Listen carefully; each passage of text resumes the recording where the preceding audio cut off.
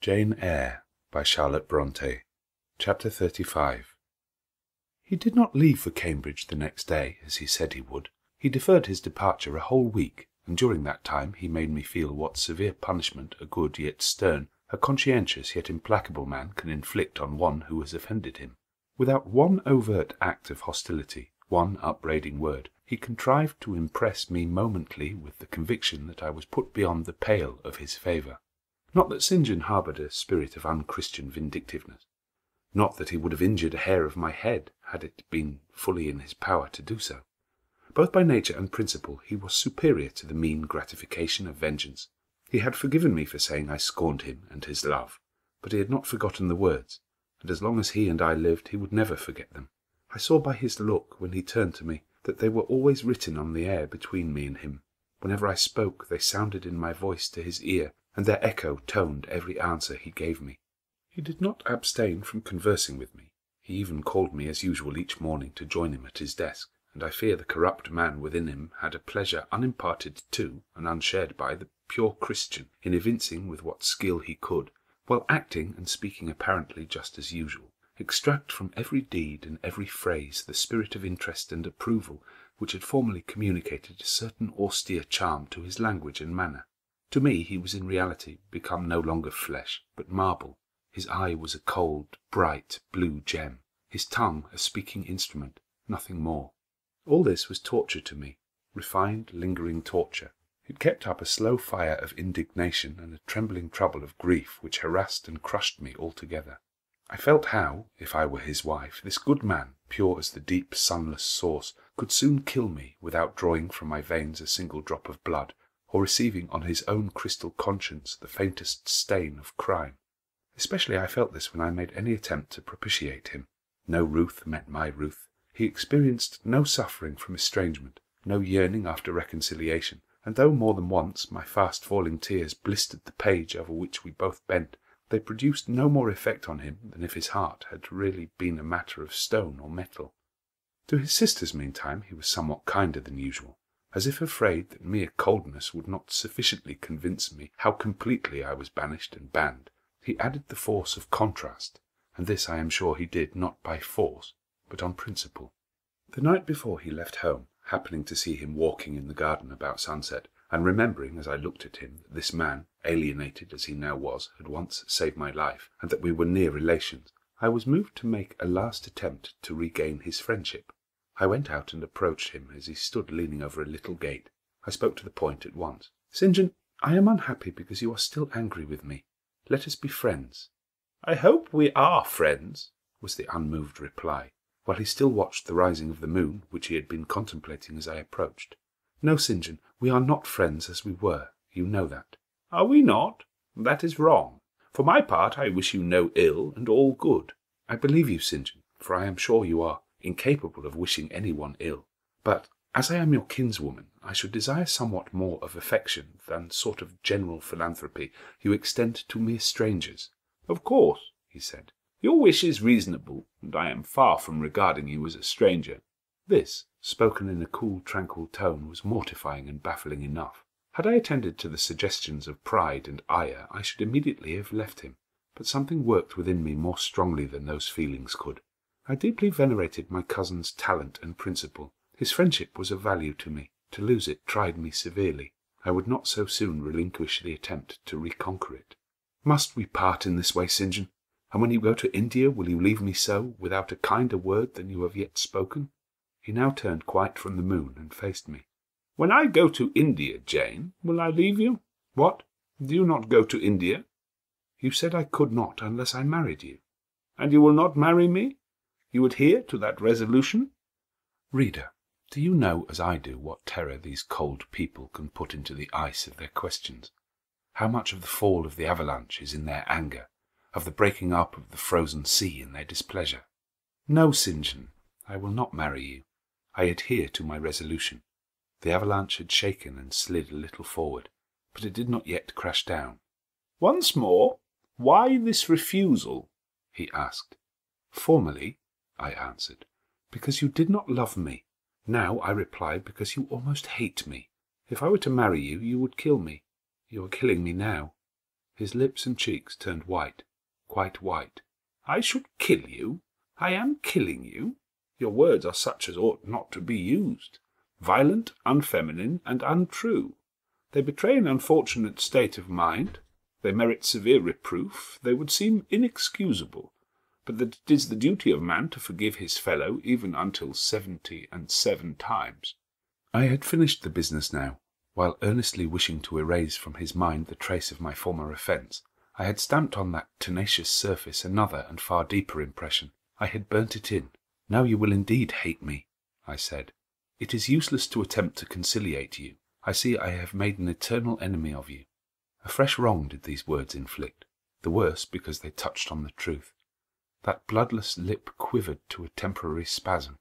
I knew the steely ire I had whetted. I was heart-wrung. "You utterly misinterpret my words," I said, at once seizing his hand. "I have no intention to grieve or pain you. Indeed, I have not." Most bitterly he smiled. Most decidedly he withdrew his hand from mine. "And now you recall your promise and will not go to India at all, I presume?" said he, after a considerable pause. "Yes, I will, as your assistant," I answered. A very long silence succeeded. What struggle there was in him between nature and grace in this interval I cannot tell. Only singular gleams scintillated in his eyes, and strange shadows passed over his face. He spoke at last. "I before proved to you the absurdity of a single woman of your age proposing to accompany abroad a single man of mine. I proved it to you in such terms as, I should have thought, would have prevented your ever again alluding to the plan. That you have done so, I regret, for your sake." I interrupted him. Anything like a tangible reproach gave me courage at once. "Keep to common sense, St. John. You are verging on nonsense. You pretend to be shocked by what I have said. You are not really shocked, for, with your superior mind, you cannot be either so dull or so conceited as to misunderstand my meaning. I say again, I will be your curate, if you like, but never your wife." Again he turned lividly pale, but as before controlled his passion perfectly. He answered emphatically but calmly, "A female curate who is not my wife would never suit me.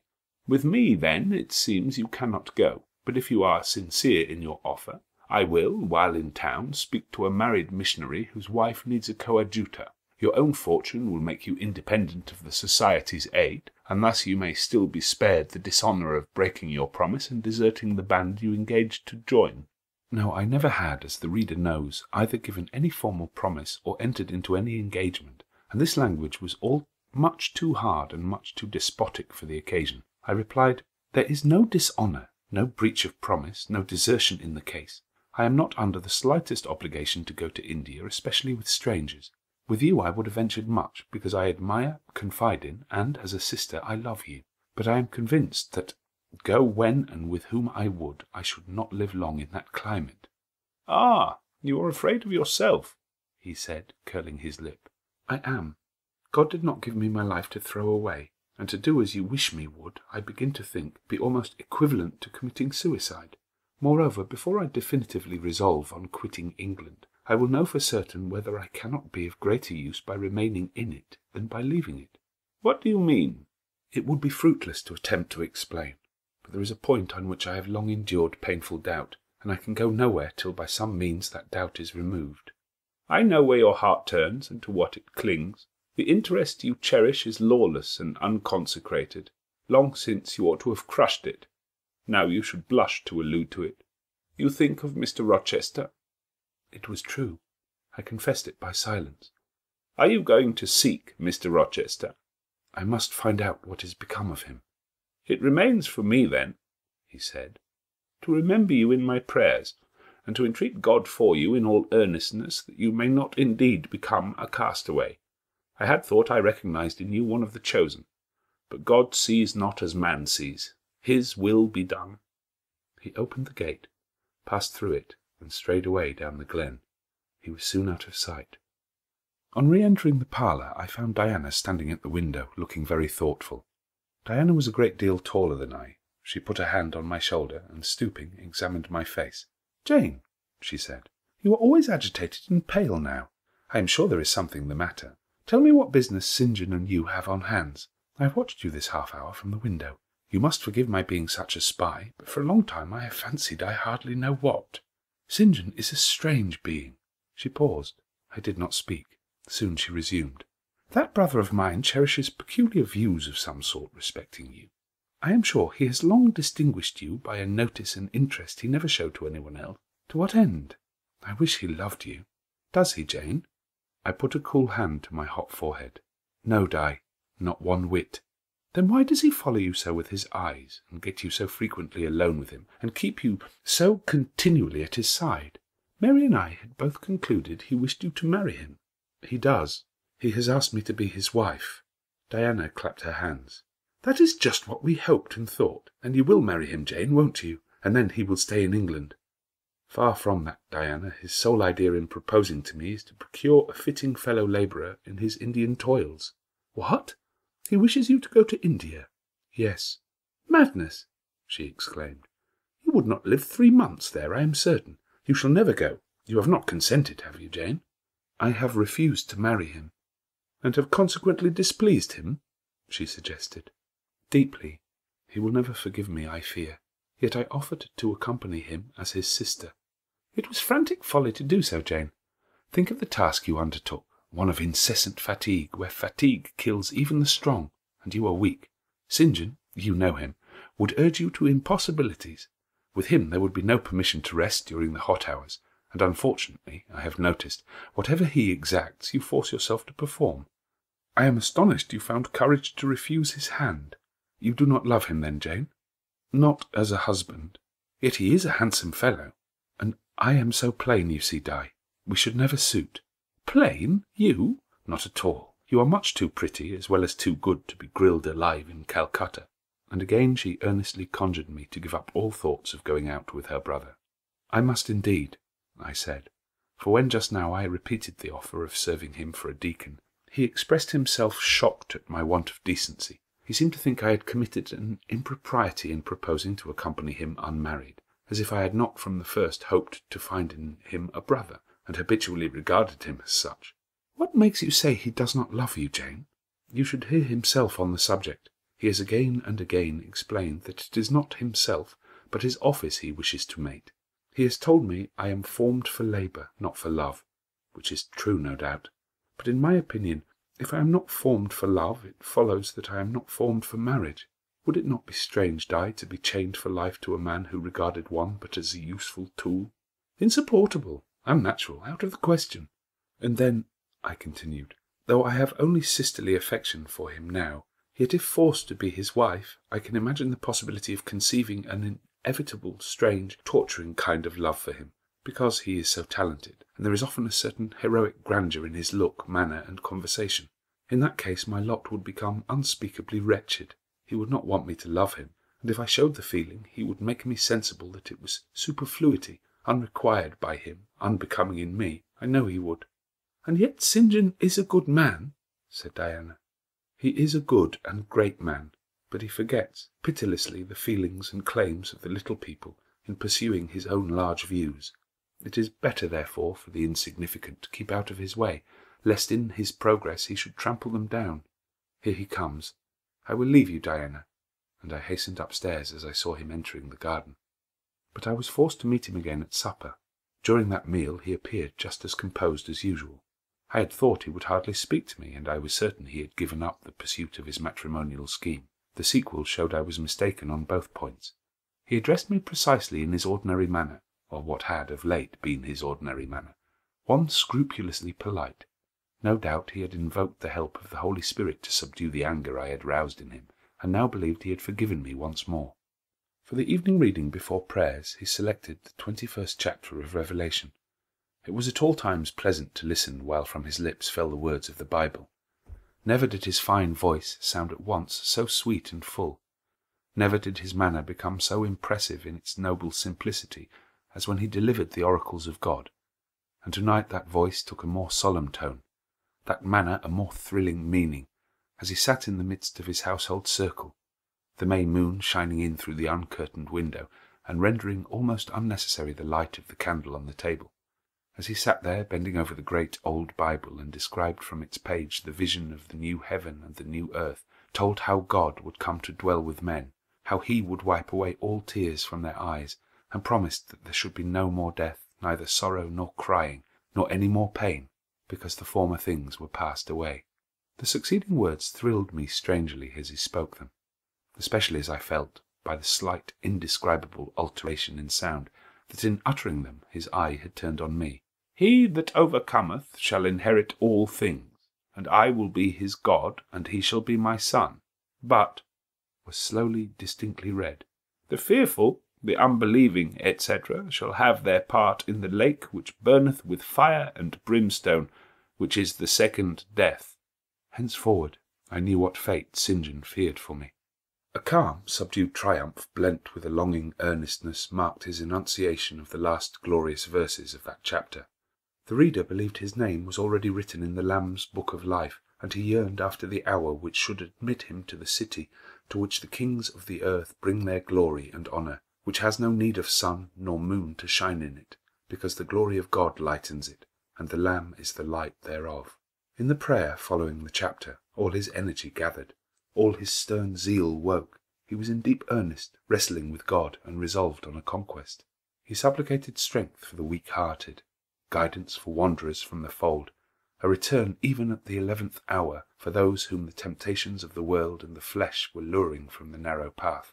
He asked, he urged, he claimed the boon of a brand snatched from the burning. Earnestness is ever deeply solemn. First, as I listened to that prayer, I wondered at his. Then, when it continued and rose, I was touched by it, and at last awed.